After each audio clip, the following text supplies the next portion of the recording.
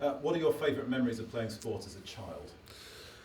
I think I first started playing rugby for a team called Stoke-on-Trent down in the Midlands down here.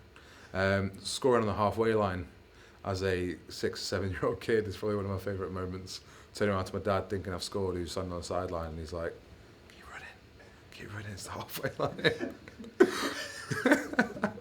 It was a front row as well. Scoring a try is quite a monumental occasion, and to not... But especially from the halfway line as well. I scored on the halfway line. Oh, you scored on the halfway line? On the halfway line. Yeah. So I've ran from my own 5 metre line and put the ball down over our halfway line, celebrating thinking I've scored, and I'm still 20 metres away.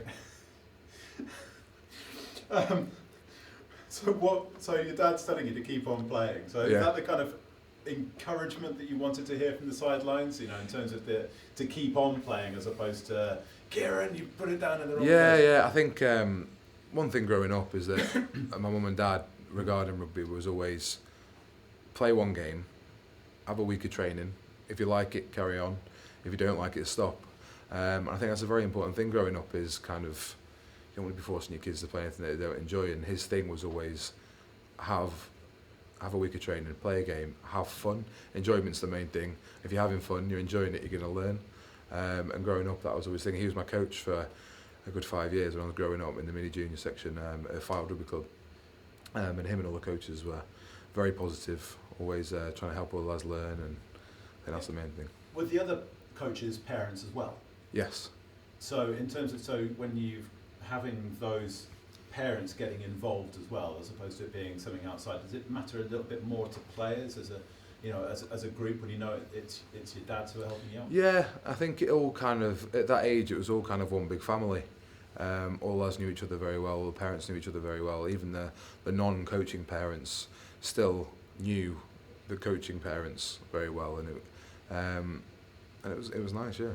Was there any, would you ever hear any negativity if you were playing other teams in terms of their parents either having a go at you for some perceived penalty or something like that, or having a go at the other teams? And if so, what's the difference between having that negativity versus the positivity that you're talking about? I think you are going to hear it. There's going to be some of it involved somewhere, and hopefully it doesn't happen that much. But the difference growing up between having positive coaches, positive fans, positive people watching compared to negative is massive. You don't want to go out as a 9, 10, 11, 12, 13-year-old kid and have somebody on your back all the time and you feel that pressure. I think, like I said before, the way you're going to learn and pick up things is through enjoyment and having fun. And if you've got someone on your back being negative all the time, you're not going to enjoy, you're not going to learn. And just following on in terms of just going back to the parents being coaches thing, because coaches were parents, did that almost stop other parents trying to be coaches, if that makes sense? At the time, I can't really remember. I think it was more of a volunteering thing. I think we had three parent coaches, and all three of them were qualified to do so, and they volunteered to do it. After they've moved on, actually it encouraged more parent coaches from maybe the younger age groups to kind of step in and try and help. So it ended up having a bit more of that kind of run through. In terms of recommending parents to help people, and just to follow on from that then, is that something that you would encourage parents to do? Yeah, 100%. I think growing up, having my dad coach me definitely helped.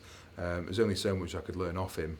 So when I got to a certain age, it was time to move on to a different coach. But having him there, talking to him after training, and having him going home and talking through everything definitely helped me with my learning and enjoyment growing up. Yeah. And having been your coach since when you were a wee lad, now that you are older, and then when you started progressing in the game and going through the academy system, and then representing England and Newcastle and Leicester and now Saints, has he ever stopped being a coach? No, not really. I still get a call early week, Monday or Tuesday after the game, and he tells me how he thinks I've played and where I was good and where I was bad, and he tells me pretty straight as well. Is it a good thing for you to have? Yeah, definitely. It's always nice to get his opinion, because he's never going to be biased in any way to me personally. He's never going to try and keep me positive, or he'll tell me straight, and I always know I can get a pretty reliable kind of opinion on how I played.